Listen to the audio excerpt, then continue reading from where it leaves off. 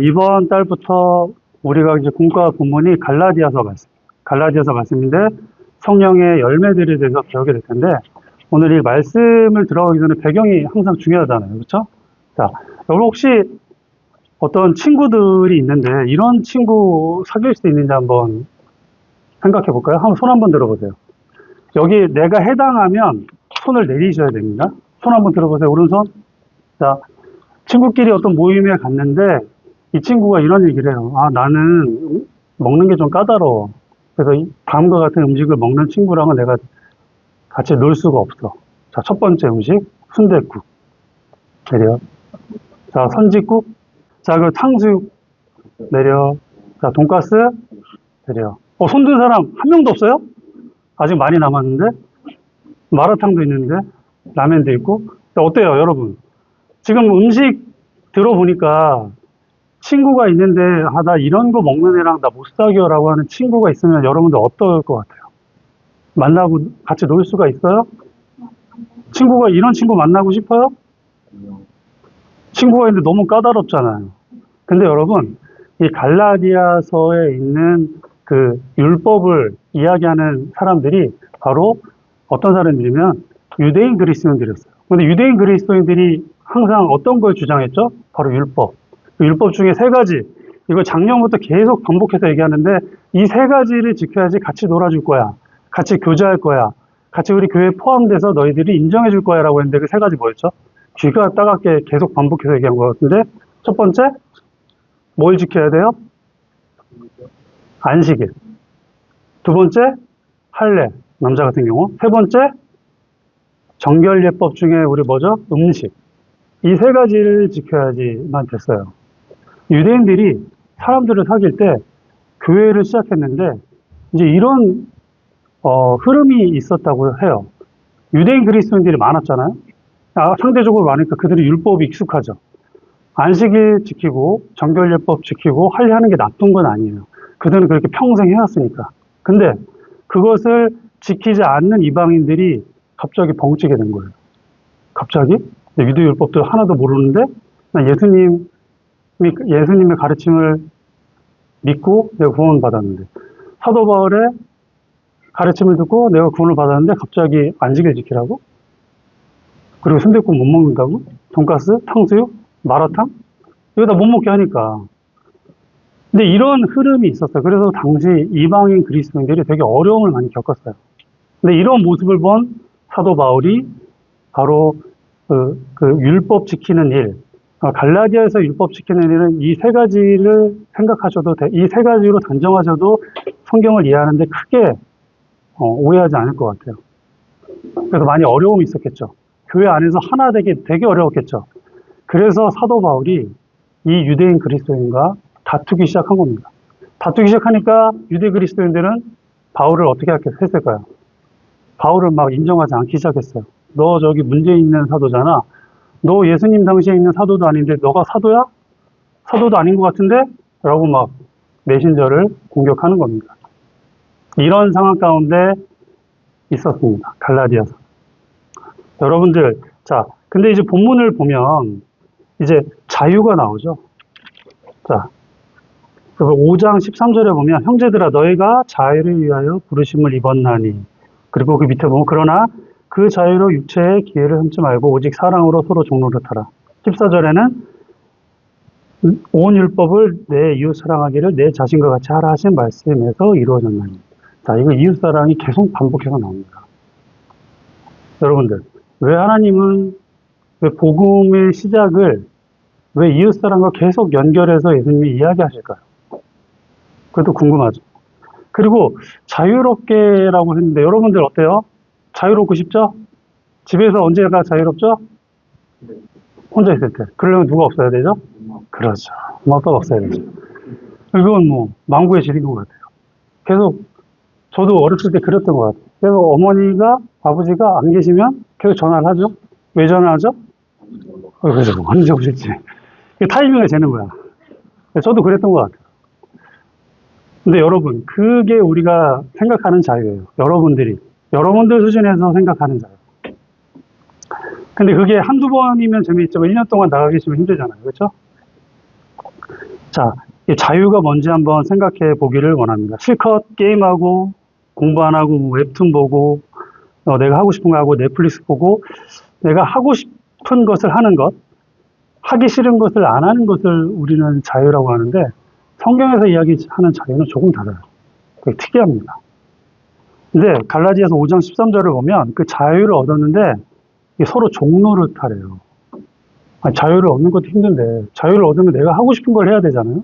근데 성경에서 얘기하는 자유는 서로 종노릇하는 자유래요. 이해가 안 되죠.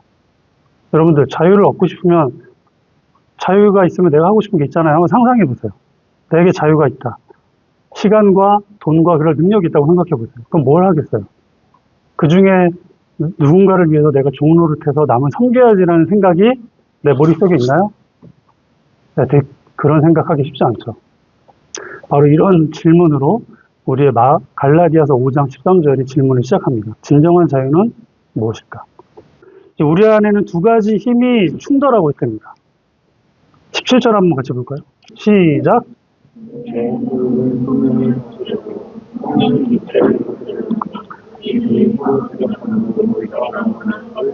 네. 네. 우리 안에는 이건 구원받은 사람이든 구원받지 않은 사람이든 정도의 차이는 있지만 두 가지 힘이 충돌하고 있어요. 어떤 것들이죠? 바로 육체 그리고 성령.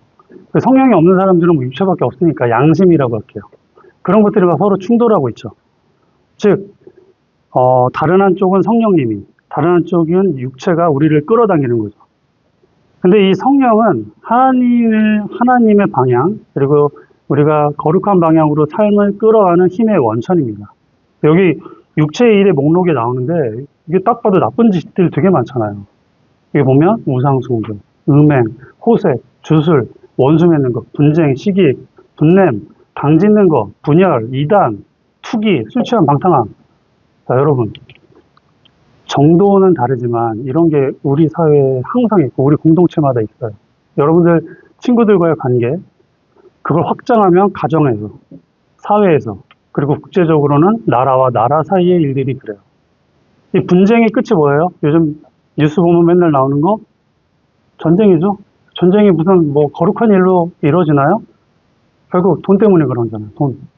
돈과 자기 나라의 이익, 그걸 관철하기 위해서 대화가 안 되니까 물리력을 쓰는 거죠.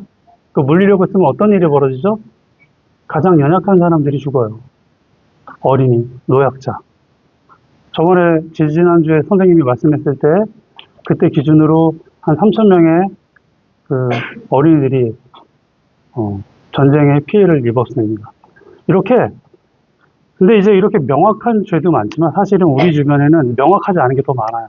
여러분들 학교에 가면 되게 교묘하잖아요. 사람들 괴롭히는 거. 그쵸? 딱 잘못을 하긴 했는데 내가 긁히는데 되게 애매하게 긁혀요. 이걸 가지고 선생님한테 또는 경찰한테 얘기하기 되게 애매한 것들. 서로 물리고 물리는 관계잖아요. 예전 선생님 때는 그 악한 애들이 딱 정해져 있었거든요. 선생님 때는. 나쁜 애들이 그렇게 걔는 나쁜 애들이야. 걔는 좀 약간 불량한 애들이라는 애들이 분명했어요. 근데 요즘에 보니까 그런 어떤 그 소위 일진, 그 나쁜 애들이라고 하는 범주가 되게 스펙트럼이 넓어진 것 같아요. 옅어지고. 서로가 물리고 물리면서 괴롭히는 관계. 근데 그런 것들이 쌓이고 쌓여서 내 마음에 분노를 일으키죠. 그쵸? 내가 당한 만큼 갚아주고 싶고, 때려주고 싶고, 나도 몰래 남들 모르게 긁고 싶고. 되게 애매한 것들이 요즘엔 너무 많은 것 같습니다.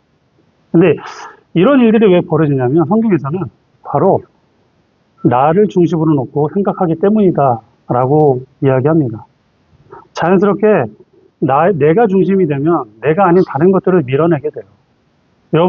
얼마나 여러분들이 공동체에서 그런 공동체를 위한 사람이 되어 있는지는 모르겠습니다. 여기서 중요한 게 있습니다. 율법의 규칙을 더 열심히 지킨다고 해서 이 욕심이 사라지지 않습니다. 여러분들이 성경에 많은 가르침이 있지만 그 성경의 가르침들, 그게 구약이든 신약이든 그것을 노력한다고 이룰 수 있는 것들이 아니에요. 감히. 쉽지는 않아요. 이 욕심이 사라지지 않습니다. 해결책은 다른 데 있어요. 열매는 노력이 아니라 연결해서 나옵니다. 연결. 자, 여러분들이 뭐에 연결됐을 때 이런 일을 할 수 있을까요? 자, 5장 16절 같이 읽겠습니다.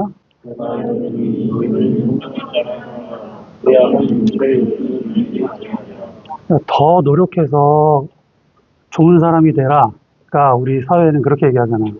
여러분들, 좋은 사람이 되기 위해서 노력하면 되나요? 노력해보니까 좋은 사람이 되던가요? 네, 그럴 수도 있어요. 근데 우리 사회가, 선생님도 그랬지만 경쟁 사회 속에 살았잖아요. 계속 남을 이기고, 여러분들이 공부하는 것도 결국 뭐예요? 서열에서 남들보다 먼저 치고 올라가서 좀 더 좋은 성적, 1등급, 2등급 맞으려고 노력하는 거잖아요. 근데 우리가 경험하는 건 계속 투쟁하고 싸우고 경쟁해서 이기는 것만 배웠지, 공동체를 위한 배움을 학교에서 잘 배우지가 않아요. 도덕시간, 윤리시간 때 잠깐 하긴 하지만 사실 교회 말고는 이런 얘기 들을 데가 없습니다. 여러분들이 평생 그런 사회 속에서, 그 자본주의 사회 속에서 살면서 여러분들이 잘 배우지 못하는 건 사실입니다. 하지만 우리가 이 율법을 지키려고 노력한다고 되는 게 아니라 여기서는 뭐라고 되냐면 성령을 따라 행하라 라는 얘기가 나와요. 성령을 따라 행하라. 성령과 연결되라. 성령과 연결되었을 때만 비로소 우리가 어떤 일을 할 수 있다? 율법을 이룰 수 있다라는 겁니다. 이게 아마 헷갈릴 거예요. 근데 여기서 얘기하는 율법을 성경을 따라 행함의 주체는 내가 아니라 성령님이시겠죠? 그리고 이 성령님을 따라 행하면서 그 득을 보는 건 내가 아니라 내 이웃이에요. 여기서 얘기하는 건. 나의 유익보다는 공동체의 유익을 이야기하는 겁니다.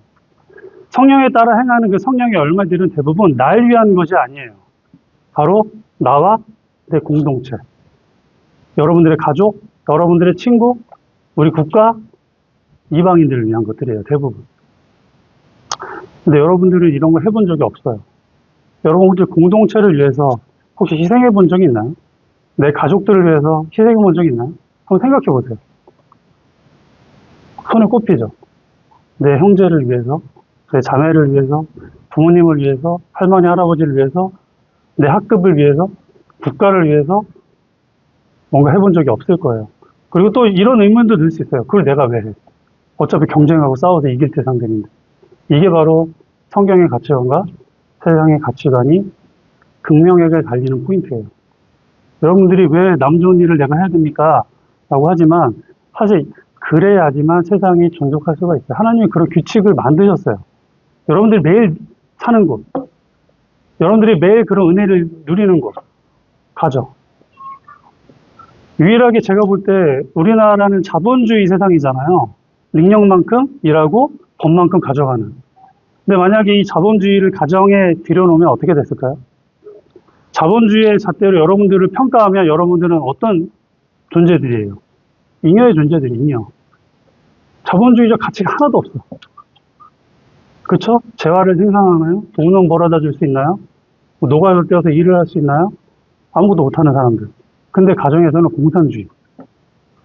아빠가 다 벌어서 다 나눠주죠. 이런. 근데 마치 여러분들은 당연히 내 것을 달라는 것처럼 용돈 달라고 하고, 차비 달라고 하고, 컴퓨터 사달라고 하고, 그죠? 또 뭐예요? 또 옷 사달라고 하고, 다 하잖아요. 요구하잖아요. 여러분들, 이 가정의 본에서 여러분들이 하나님의 사랑, 그리고 부모님의 사랑을 통해서 여러분들이 그런 것들을 누리는 거예요. 근데 성경에서는 그런 가정을 통해서 여러분들이 이 성경에서의 진리를 배우기를 원하십니다. 노력해서가 아니에요. 부모님이 노력해서 여러분들을 섬기나요? 물론 노력해야죠. 벌어야 되니까. 근데 여러분들 단순히 그런 여러분들에 대한 책임감만으로 하는 게 아니라 여러분들과 핏줄이 연결돼요. 여러분들을 사랑하기 때문에. 우리 부모님은 나를 덜 사랑해. 이럴 수는 있을 것 같아. 하지만 집 나가면 어떻게 된다? 고생합니다. 예전에 저희 형님이 가출을 한 적이 있어요. 2주를 가출해서 왔는데 그 집구를 하고 오더라고요. 그리고 그거 보고 저는 절대 가출하지 말아요. 집 나가면 개고생이다. 네. 가출을 절대 하지 마시죠. 여러분 집 나가면 뭔가 자유로울 것 같죠? 여러분들 할 수 있는 게 아무것도 없어요. 아무리 친한 친구 집에 일주일만 빌어먹고 살아봐요. 그 부모님과 친구의 눈빛이 변합니다. 네. 여러분들을 따뜻하게 잠자리와 먹을 것과 교육을 제공하시는 건 여러분들 가정밖에 없어요. 그렇잖아요? 부모님한테 잘하세요. 잘하시라고요. 내 눈 좀 봐요. 잘 못하고 있는 사람들. 내 눈을 보라고. 누군지 다 알아. 네. 부모님한테 잘해야겠죠? 네. 이게 노력해서 되는 게 아니에요. 부모님과 나와의 관계가 연결되어 있는 거. 부모와 자식과의 관계가 된 것처럼 여러분도 하나님과 연결되어 있어야지 바로 이 성령의 열매를 여러분들의 삶 가운데 맺을 수가 있습니다. 내가 노력해서 하는 게 아니에요. 저도 이웃을 사랑하고 이웃을 위해서 뭔가를 해야 되겠다는 어떤 책임감이 많지만 제 마음 가운데 그런 게 없는 걸 발견했어요. 근데 의무감은 있죠. 예수님이 이렇게 말씀하셨으니까 내 삶 가운데도 이런 걸 했으면 좋겠다. 이웃을 사랑했으면 좋겠다. 우리 성도들 가운데 이런 어려움을 갖고 있는 사람을 위해서 내가 갖고 있는 시간과 내 재물과 돈을 좀 나눠줬으면 좋겠다. 라고 하는 생각은 있는데 그게 실천하기까지가 되게 오래 걸려요. 저도 부끄럽지만 그래요. 그래서 저는 제 자신을 그런 일을 하기 전에 서로 그 근거들을 남겨줘요. 저 부부가 있으니까 아내와 그런 얘기를 하는 거예요. 누가 어렵대. 이런 게 누가 도움이 필요하대. 어떤 데 이런 일이 있대. 라고 서로 막 얘기를 하면 그 말이 족쇄가 돼서 그 일을 하게 해요. 그러면 그런 얘기를 할 수 있죠. 아니, 마음이 없지도 않는 걸 왜 하세요? 라고 하지만 성령을 따라 행하는 게 바로 이런 것 같아요. 하나님이 어떤 일을 하기 전에 저한테 그런 부담감을 주세요. 내 마음 가운데 그걸 해낼 능력은 100% 중에 5%, 10%도 안 돼요. 근데 그런 부담감이 그 일을 하게끔 해요. 내 노력과 내 마음이 100%가 아니라 하나님이 주시는 그 생각으로, 하나님이 날 이끄시는 그 마음으로 그 일을 하게 한다라는 거예요. 이게 바로 성령을 따라 행한다는 겁니다. 여러분들, 구원받은 성도님들, 그리고 신앙 고백하시는 구도자분들 마찬가지입니다. 여러분 마음 가운데 나만 잘 먹고 잘 살아야지 이기적으로 사는 삶은 하나님이 원하시는 삶이 아닙니다. 하나님께서 우리와 하나님 사이의 관계를 회복시키는 것은 뭘 의미하냐면 회복된 그 관계를 통해서 여러분들이 회복된 신앙인이 여러분들의 어떤 공동체 속에서 학교에서 가정에서 그리고 친구와의 관계 가운데 회복하는 사람으로서 화평하는 사람으로서 삶을 살아가는 하나님의 명령이에요. 그 화평을 보게 될 때 세상 사람들이 하나님을 배우게 됩니다. 여러분들이 아무런 화평과 아무런 성령의 열매도 맺지 않는데 그들이 하나님을 알 수가 없어요. 나만 착하게, 나만 공부 열심히 해서. 그러면 나만 내 삶을 충실히 산다고 해서 그들이 하나님을 배울 수가 없다고요. 구원을 받았다고 시인하는 친구들, 그리고 구원을 받기 원하는 사람들이 이런 걸 생각하세요. 회복된 관계를 경험한 사람은 내가 속한 공동체에서 회복된 관계를 실현할 수 있는 능력이 우리 마음에 있는 거예요. 그런 힘이 있는 겁니다. 그런 일을 하셔야 돼요. 그리고 아직 구원받지 않은 분들, 그런 마음이 우리 가운데 있기를 소망하세요. 근데 그런 것들은 여러분들이 가정에서 배우세요.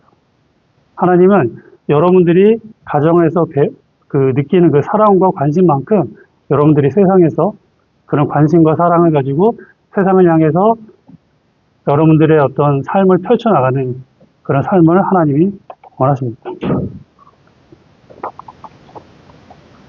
자, 마지막으로, 진짜 자유의 방향. 우리의 자유가 어디로 흘러나가야지? 라는 걸 한번 보겠습니다. 5장 14절에 다시 돌아가서 읽을게요, 제가. 한번 같이 읽겠습니다. 시작.